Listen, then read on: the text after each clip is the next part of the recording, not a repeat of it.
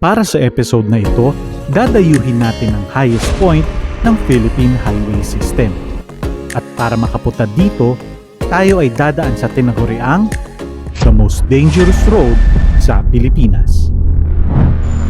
Good day at unahan ko na kayo. Nandito pa rin ako sa may Baguio City para sa continuation ng ating Untold Adventure. Nandito ako ngayon sa may Santo Niño Bus Terminal from Victory Liner. Sumakay lang ako ng taxi ng around 10 minutes. Mga less than 100 yung fare ko. And then, nandito na ako ngayon sa Santo Niño Bus Terminal. Hindi simple ang aking gagawin today. Dahil sasakay pa rin tayo ng bus patungong Tinok. At ito yung sasakay natin, ng Blooming Hill Express. Non-aircon siya. Siya lang kasi yung tanging bus na pumupunta ng Tinok. Parang nagdadalawang isip ako pero hindi naman. Naniniwala naman ako safe, no? Kaya gusto ko rin ma-test kasi bukod sa gusto ko ma-experience yung dangerous road na to, kaya syempre, gusto ko ma-amaze din sa skills ng driver natin. Okay, mukhang alis na kami. Anytime, so sasakay na ako sa loob. Maganda yung pwesto ko sa loob. Nasa mismong likod ng driver. Maglalagay pa sila sa taas.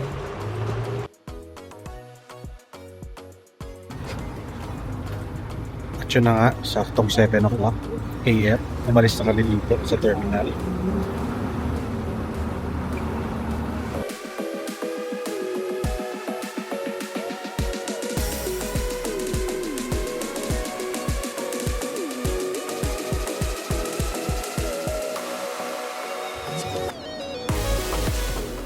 $7.17. Ito yung Benguet Provincial Capital.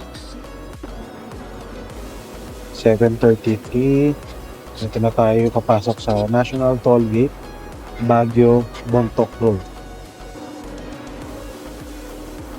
Alam mo ba na ang Halselma Highway ay nagsisimula mula sa Baguio at umaabot hanggang Bontoc Mountain Province? Mahigit 150 kilometers ang haba nito at kilala as the most dangerous highway sa Pilipinas dahil sa matatarik na bangin at matinding kurbada nito.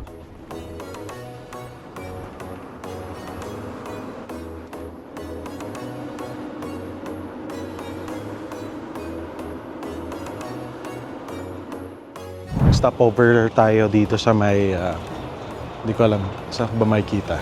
Pero ito yung view niya dito. Ayan. Kung gusto nyo kumain muna, light snack lang. Ayan, meron dito.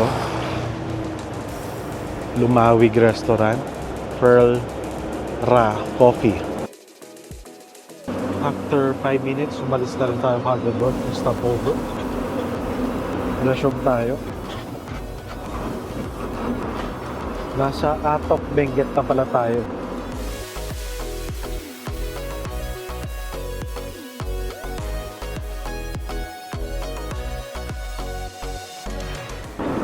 Habang tumatagal ang biyahe, mas gumaganda naman ang mountain views, pero mas lalo ring nagiging mas delikado ang daan. Grabe ang skills ni Kuya sa pagdadrive. Ang galing! Sobrang tarik at kurbada ng daan. Isang maling di kulang, pwede kami maaksidente.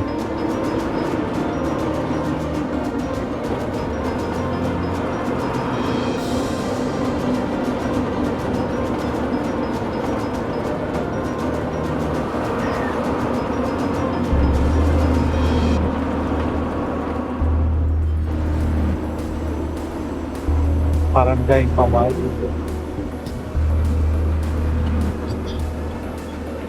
8:51.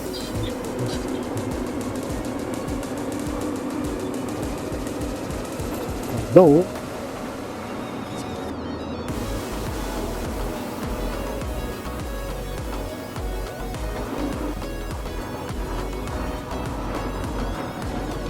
ito yung dating highest point ng Philippine Highway System. Madadaanan mo ito kung pupunta ka na sa Gada or ng Bontoc. so hindi na yan kasi yung highest point. Yung bagong highest point ay yun ang dadaanan natin mamaya. Yun ang gusto natin mapuntahan or masilayan.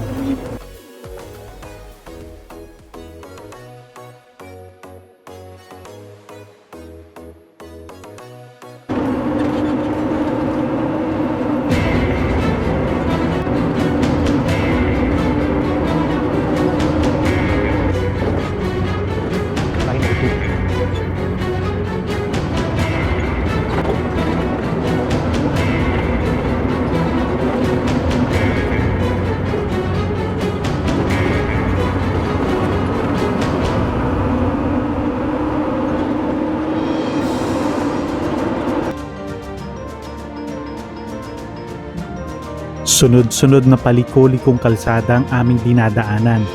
Sa loob naman ng bus, ramdam namin na para kaming nakatagilid at sumasabay sa bawat liko ng bus.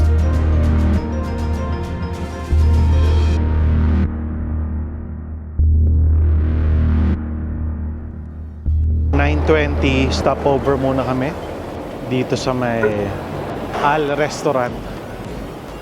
Kilometer 62, Halselma Highway. Natubleng, Buguyas, Benguet. Nandito pa rin tayo dun sa may stopover station. Nakataka lang ako ng konti and then may nakita akong magandang lugar. Rice terraces. Ayan. Na may mga actual workers, no? Mga farmers natin na nagtatrabaho.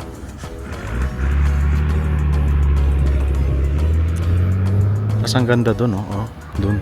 Ganda dun.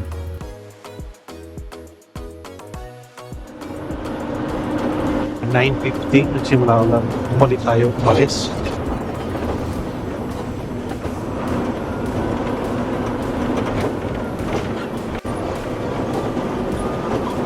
May punto sa biyahe namin kung saan madadaanan ninyo ang lubak-lubak na daanan.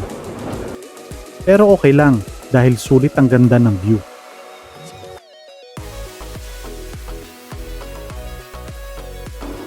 "10:37 AM, nasa Abatan, Buguyas, Benguet na kami. Isa ito sa mga major areas na dinadaanan sa Halselma Highway.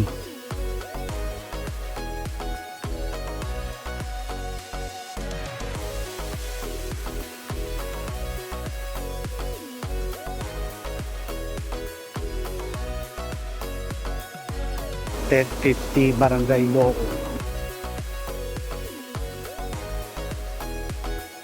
Nasa Gingaw, Katublong, Buguyas na kami at halos 4 na oras na ang biyahe.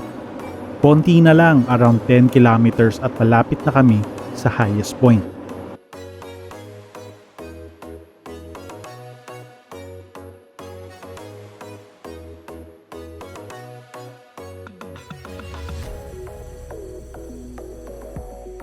Habang pataas kami ng pataas, ay papalapit naman kami ng papalapit sa highest point.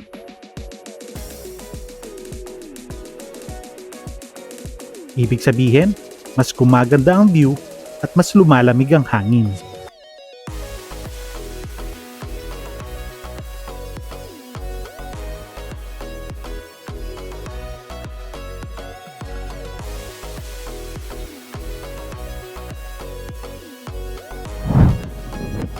Okay, 11:35 stopover dito sa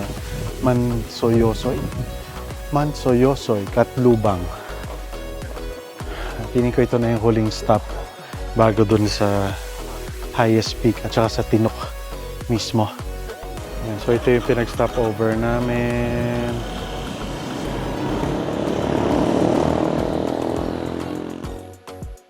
Matapos ang mabilisang stopover, nagpatuloy na ulit kami sa biyahe. Sa puntong ito ay excitement na ang nararamdaman ko. Grabe, ang ganda ng mountain views and rice terraces.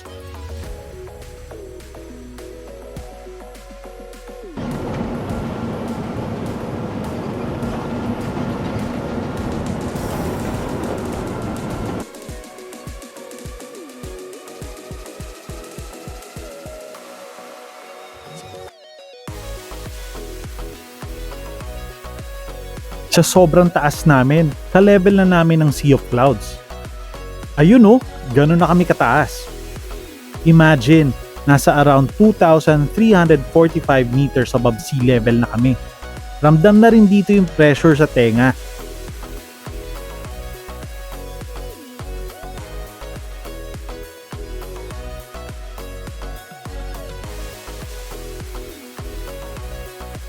Malapit na talaga tayo sa highest point.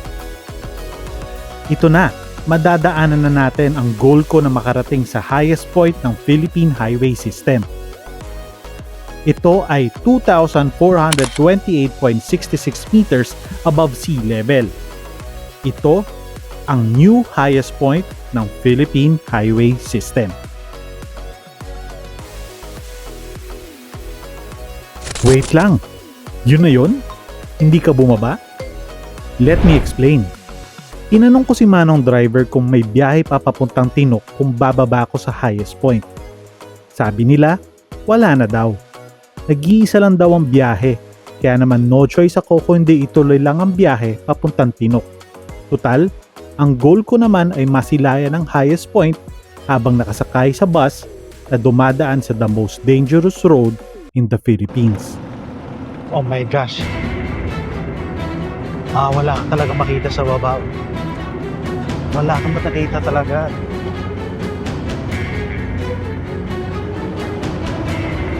Ito na yung dangerous part.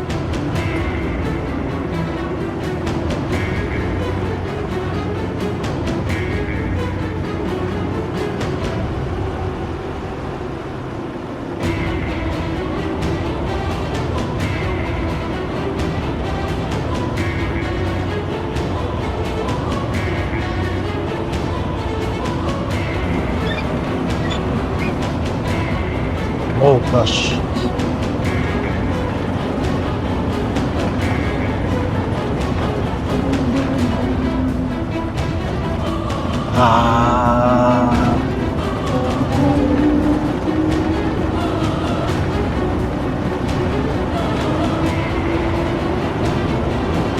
Imagine na lang mabilis ba si Kuya?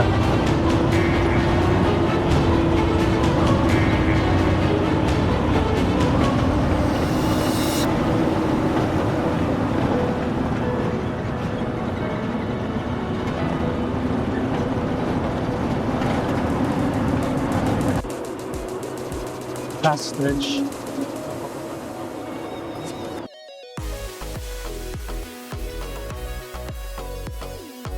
Ito yung bus namin. Maliit lang yung kalsada. Oops! Yun lang. May nakasalubong. Na van. So atras muna siya. Bigayan naman pala rin.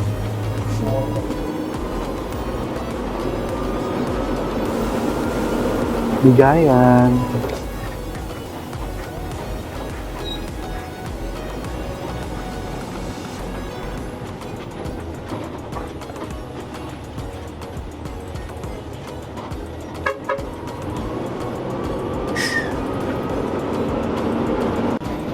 Tignan nyo ang gilid ng kalsada. Isang malalim na bangin. Buti na lang magaling ang driver. Maingat at alerto sa buong biyahe.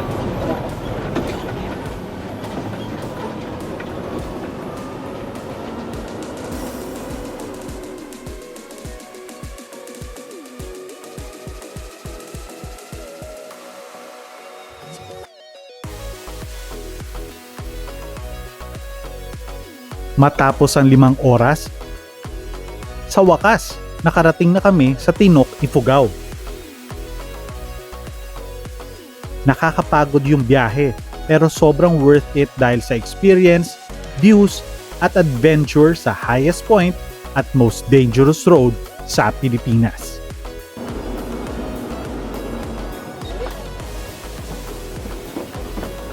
Okay, bye-bye Blooming Hills. Maraming salamat.